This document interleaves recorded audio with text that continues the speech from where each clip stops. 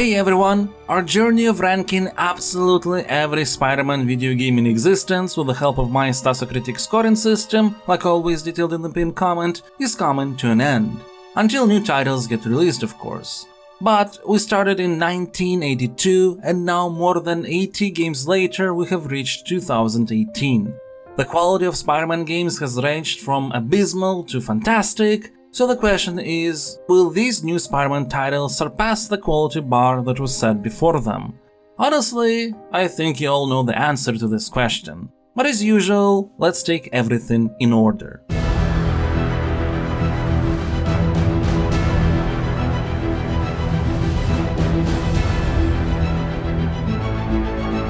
Marvel's Spider-Man, specifically named so nobody would confuse it with DC's Spider-Man I guess, was made by Insomniac Games. First released as a PlayStation 4 exclusive in 2018, it later saw a remastered version on PS5 and then a PC port. Now, the reason why I don't put the remaster in a separate entry is because outside of Peter's face, now I'll be honest, I prefer the old one but the new one is absolutely fine, the changes affect only performance, graphical fidelity and a few bonus costumes. Otherwise, the game is entirely the same. Wait, you don't think this has anything to do with Lee, do you? Sorry to cook and run. Did you just leave your clothes on the kitchen floor?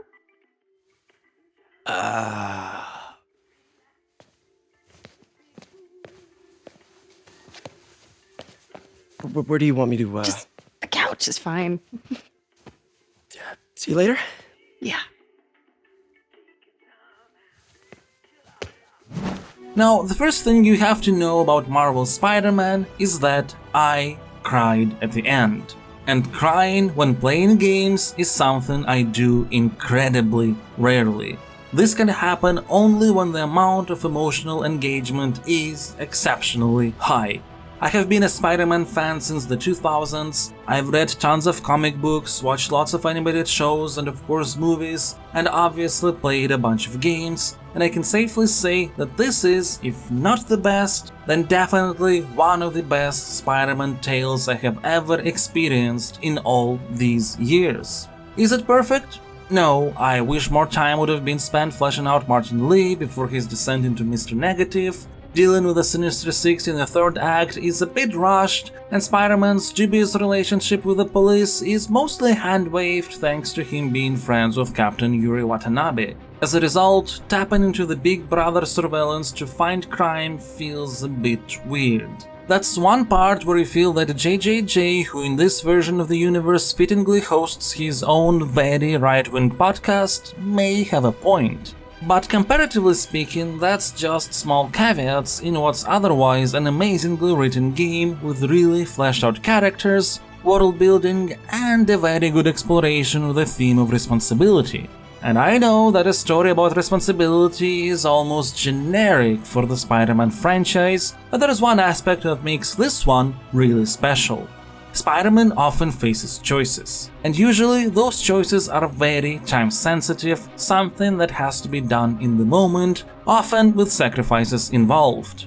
But here, at the end, the choice Spider-Man faces, which sacrifice he has to make, is one with time to think about it beforehand, therefore it is done entirely on purpose, and that makes it especially powerful. Of course, you might have noticed that all this time I discussed the narrative. The gameplay sort of lives a separate life from the story. I know it became a meme just how much this game makes you feel like Spider-Man, as that's the sentence that was used practically in every review at the time, but I find that statement to be questionable.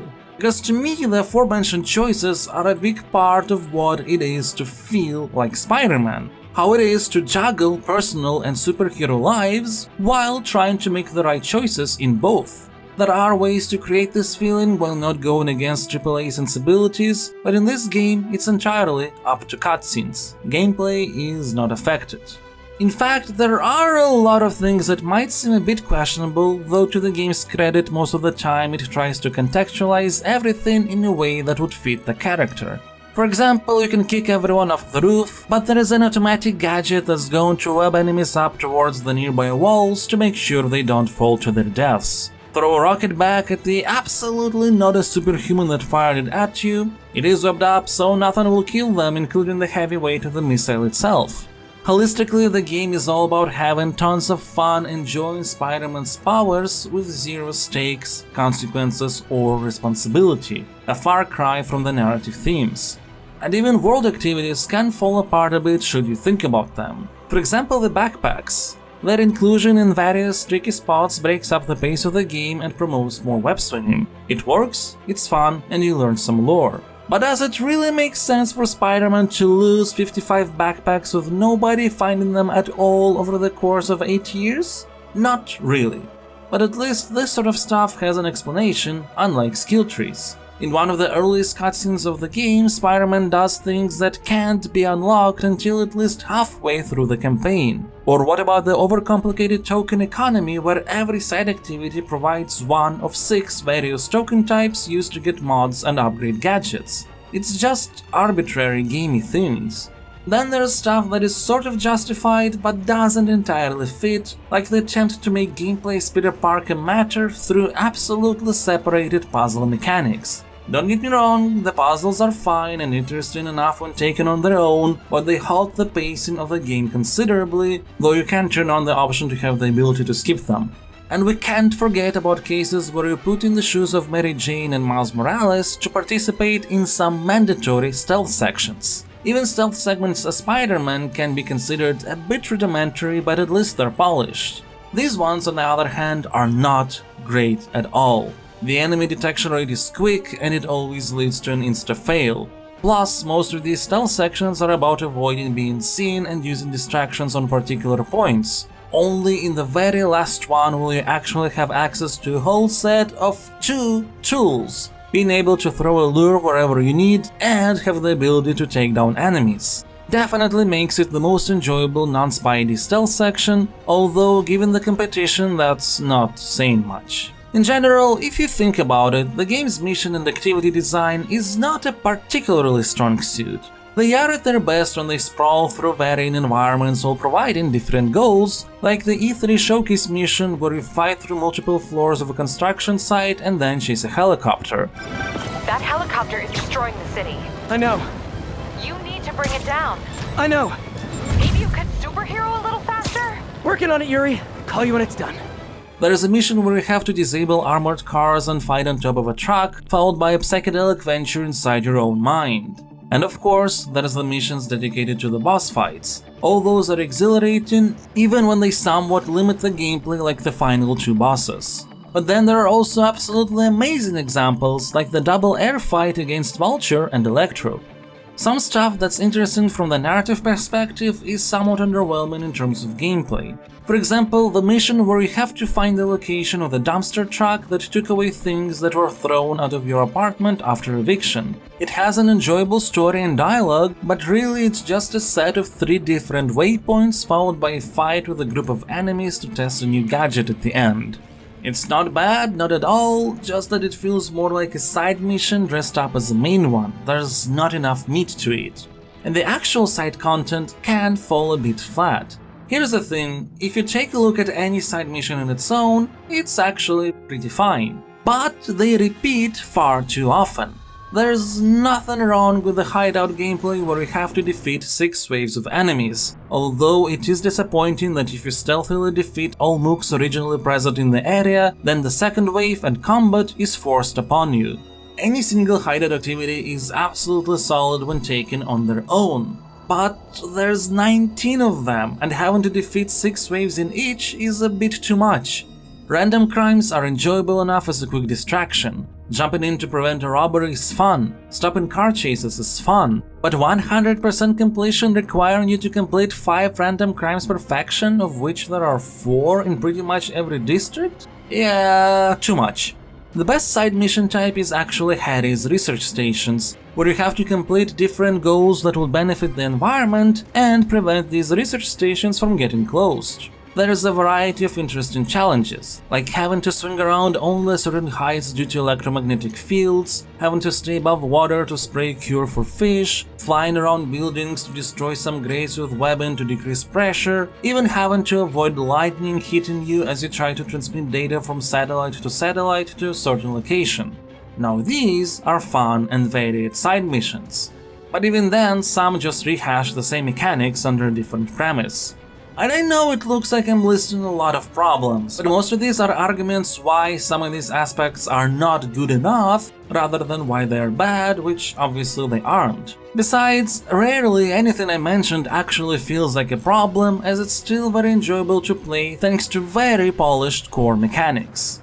Let's take web swinging, an absolutely marvelous system. It is physics-based, but also cheats often in the name of player comfort. Your webs do attach to buildings and the traversal is about gaining and keeping momentum, but you also retain full control of your air movement.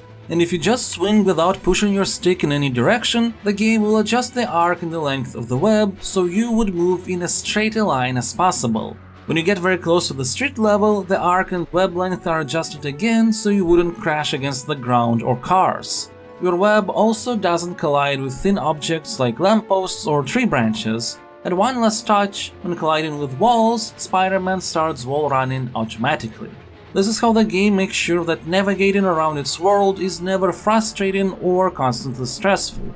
And then it's up to additional mechanics and your skill mastery and creativity to ensure that you go as fast as possible when you want, by using web zipping, point launching, turning corners during wall running. All these systems work very well, though admittedly there's not enough of such mastery mechanics. You can reach the skill ceiling pretty fast. But again, that's an area to improve rather than a specific flaw, as the act of swinging around New York is still endlessly enjoyable and just joyful, really. Visually stunning too.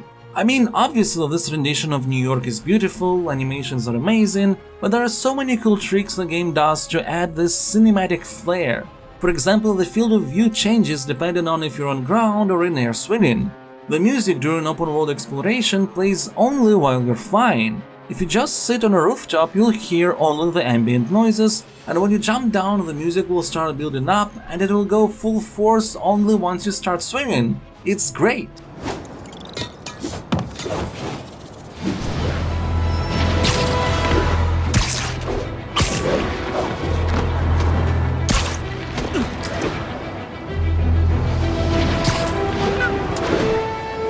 Another fantastic attention to detail relates to Spider-Man's gameplay lines. There's two recorded variations for each. One is calm if he's standing still or just walking, and the other clearly makes it sound like he's physically exerting during the conversation. This happens during swinging or fighting. I think I might have just lost my job. The city, Norman actually, pulled our funding. Oh, Pete, I'm sorry. If Harry were here, he could talk some sense into his dad. You'll find another source. Your work's too important. Thanks, MJ. Talk to you soon. Speaking of fighting, similarly to web swinging, combat is very well done at its core. It's focused on a lot of dodging, jumping around, air combat, gadget usage. The mechanics quite fittingly go for a feeling of sloppiness and improvisation. Absolutely every move can be cancelled into a dodge. Except for finishing animations, but when you're performing those, enemies don't attack you and you're immune to all possible area of effect damage. The camera zoom helps to hide that fact while making everything look very dynamic. If enemies are off-screen, their targeting timer is a bit longer, giving you more time to notice the warning line when someone is about to shoot. When they throw grenades at you, its timer stops as soon as you grab it with your web to throw it back. And after it is thrown back, it is not going to damage you regardless if you've been caught into its radius or not. So the core combat systems are attuned to fast-paced improvisational fights. Unlike, sadly, the enemy archetype design, which regrettably is based on limiting your moveset and actively punishing for doing the wrong actions. It starts innocently enough. For example, enemies with melee weapons block and counter your frontal hits, so you have to either launch them into the air or attack from behind. But then eventually you get to archetypes like the whip enemies that are immune to your attacks and gadgets unless you perfect dodge them or throw an object at them, And if you decide to focus on them last, well, they have the ability to bring you down from the air as a sort of punishment for not prioritizing or noticing them. What makes it all worse is that as you progress through the game, the new faction variations of these archetypes are defined less by new abilities and more by their health, which can transform them into hit sponges. The game seems to have intended that gadget usage would be a way to counter everything, but since there are immunities related to that as well, you find yourself often resorting to the most efficient gadgets, which would be the impact webs that can web up most enemy types to walls, thus instantly defeating them and avoiding the health sponginess. This is also the reason why the Web Blossom suit power is one of the best in the game, as it is just a huge barrage of impact webs. Most other special powers fail to be efficient against the design of local enemies and are just useless.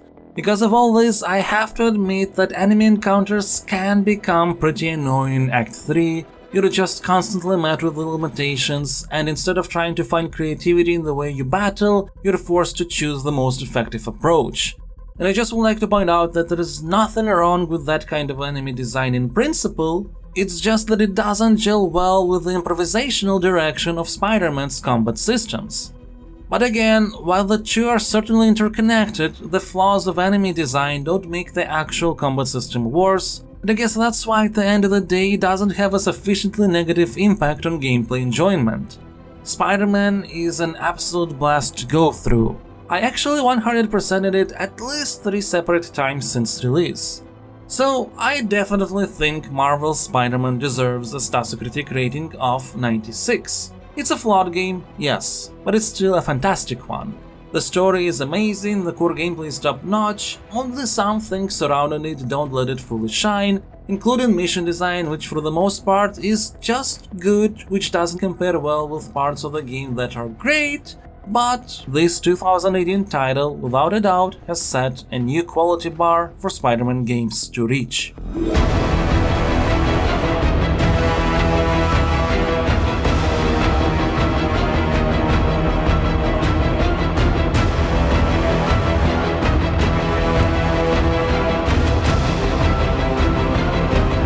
It might seem weird that a pack of 3 DLCs is separated into a different entry, but not only are there some interesting gameplay differences to discuss, story-wise it's actually pretty important. Not because of deeper exploration of relationships between Peter and Black Cat or Silver Sable, although focus on those characters that were underrepresented in the main game, even Sable is certainly nice, but because of the character arc Yuri Watanabe goes through. A clear setup for future titles that's propelled by this DLC's main antagonist Hammerhead. And he is a quite interesting and menacing figure until he decides to go all mecha on us. Then he sort of becomes ridiculous.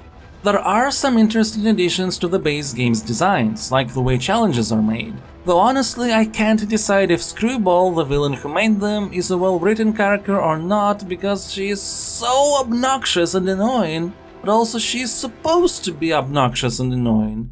Oh, don't stop now! My views are at a record high! Well played! It's gonna crack I can have so many new followers after this! But anyway, these challenges try to teach potentially unknown or underrepresented mechanics, like for example tunneling underwater towers during swimming, or interesting combinations of various gadgets.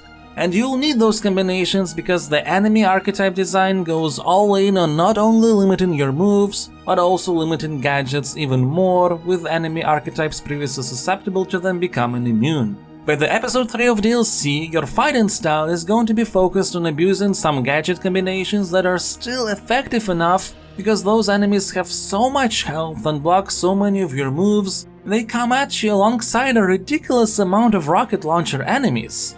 Bosses are also very restrictive, blocking many of your moves and gadgets and having only a couple ways you can damage them, though the last boss battle is set up in a nice way at least. I would say that the combat situations are definitely not as enjoyable as the ones from the base game, even the quality of the combat system itself doesn't manage to save it, so I would say the DLCs get a pretty big hit because of this. However, the design and pacing of the main missions themselves is actually better, taking cue from base game's best levels. Defending exhibits in an art museum, chasing Black Cat across the streets and then in the subway, you will rarely find yourself in what looks like a typical stealth or combat segment. There is always some twist to it. The side content though is very similar in style to what the base game has. Some of it, like enemy bases, are even more annoying because of the opponent archetype design, but at least their number in each DLC is much more reasonable. I will assign a Stasocritic rating of 85. This set of DLCs provides some interesting story beats and improvements to the base game paradigms, but also when it comes to enemy design, it is sadly far more annoying.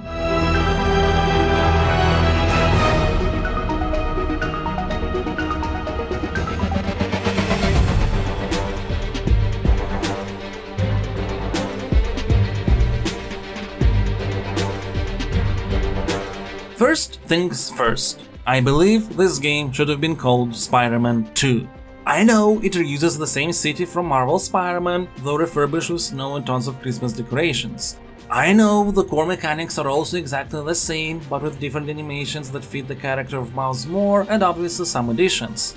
I know the game is far shorter, 10-12 hours is enough to 100% it as opposed to 20-22 hours of the first game. But you want to tell me that a game which improves absolutely every aspect of the original while putting it in a tightly paced and far less repetitive packaging doesn't deserve to be a numbered sequel? Come on, there are numbered sequels that did less than this. Here's the thing, every flaw that I mentioned in relation to the previous game, it's gone. Main missions? Amazing, not a single one that I can call anything less than great, plus there are some absolute standouts. The beginning Rhino chase is fantastic. It teaches the basics in a far more manageable and less here's all the information way than the original, while putting some scripted set pieces that are long enough to be exciting, but short enough to not get boring, and all that culminates in a fun boss battle where you get to use the first newfound Venom power. The mission on the bridge, where Miles has to save as many civilians as possible while everything around collapses? Absolutely exhilarating.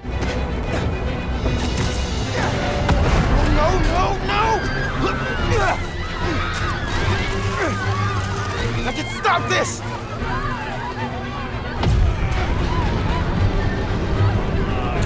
Just a little closer! Just a little! No!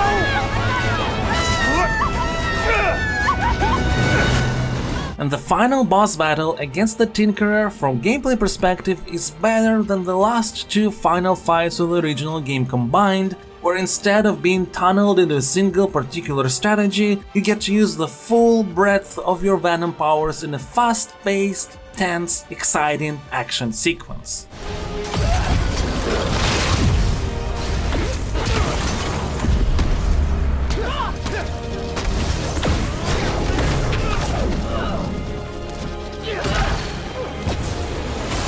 Need to dodge those!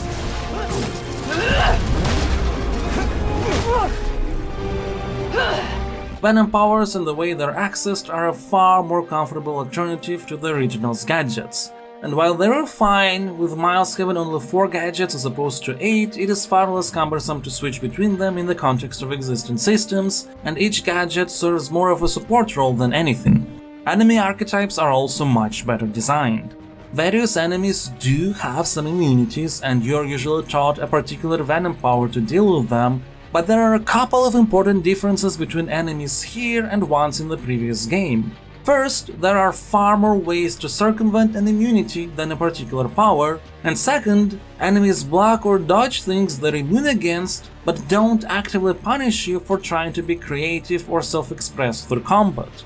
As a result, fights in Miles Morales are just so much more exhilarating, fully delivering the promise of the original title's core combat mechanics.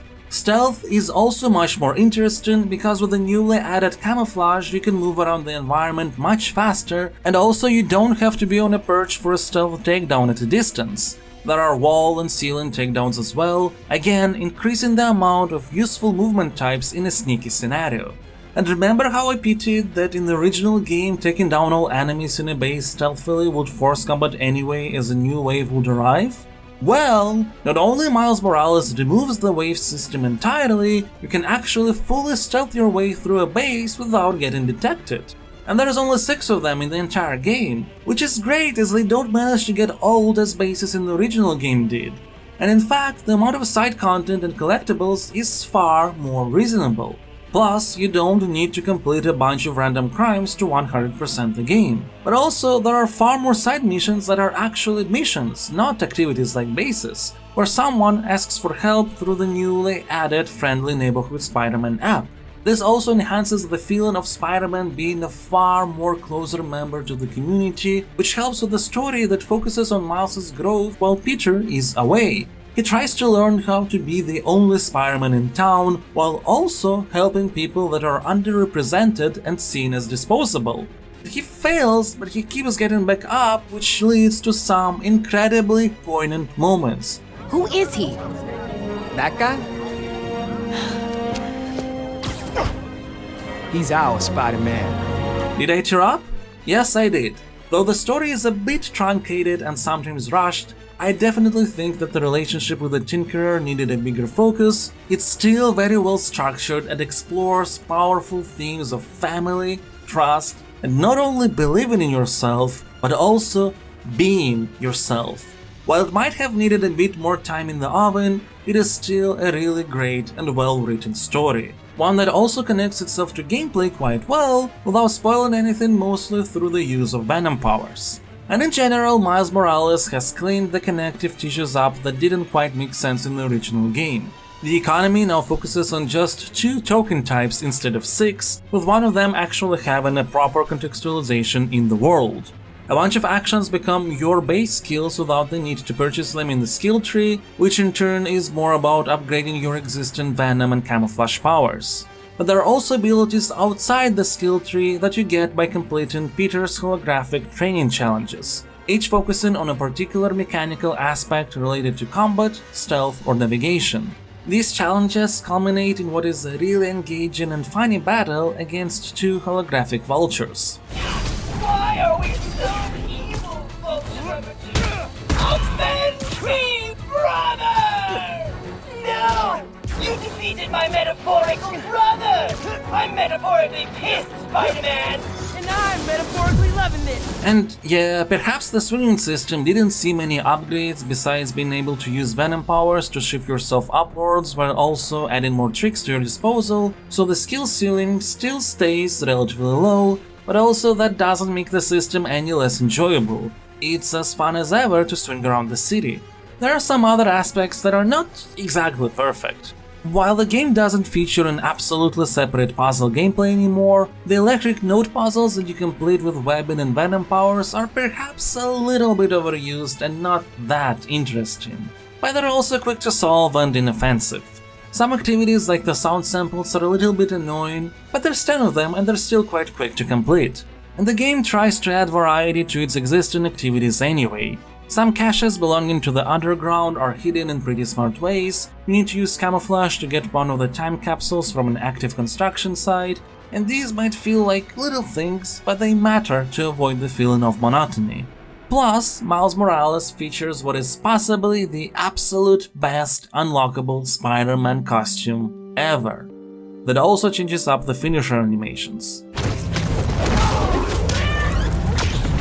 Hell yeah. Look, there's no doubt about it, Miles Morales, with its Stasocritic rating of 100, is peak Spider-Man at the moment of its release.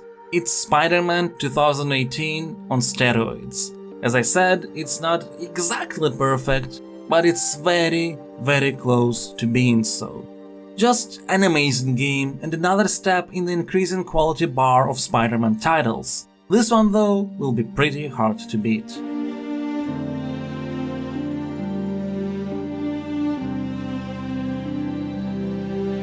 This is it, folks! All Spider-Man video games that exist at the moment of writing this video ranked. Well, almost all. There are some titles that I had no way of playing and therefore assessing, and since they're not lost to history, they didn't deserve an RIP entry either. They are at the bottom of the list for posterity anyway, and I will properly rank them as an addendum if I ever get a chance to try them out. I'm sure there have been some surprises throughout this ranking. The biggest one of them is probably the placement of the console 2004 Spider-Man 2 in the list. And if this ranking would be just about the historical importance and cultural influence, then it will definitely be much higher. But this list is about the overall quality of the game's design, combined with other aspects like my personal enjoyment, so in that context I find its placement accurate. Some other surprises possibly include games that I didn't find to be as bad as some people say they are, but also there's a bunch of forgotten phone and handheld games that are really nice. There is even a Match 3 game which is still questionable from the perspective of fitting the franchise, but it's a very nice Match 3 title regardless. But one of the biggest surprises for me personally was the console Shattered Dimensions. The game is just so good, and I'm surprised that it's not discussed nearly as much as plenty of other Spider-Man titles. I think people tend to ignore it because it's not open world, which might be a bit unfair, but also understandable from a certain perspective. After all, many franchises can provide traditional action platformer experience, but only Spider-Man can have the kind of open-world navigation that he does. The top spots, I suppose, were a surprise to nobody. Did anyone really have any doubts about Insomniac's Spider-Man games being the best title about the character that exists so far? I don't think so. But it does seem to me that the Miles Morales game is somewhat unfairly painted as more of Spider-Man 2018 rather than Spider-Man 2018 but with gameplay improved in absolutely every way, which it is. An absolutely amazing game, and I guess we shall see if Marvel's Spider-Man 2, which should be called Spider-Man 3 because remember Miles Morales deserves the title of Spider-Man 2, will top it. Until next time.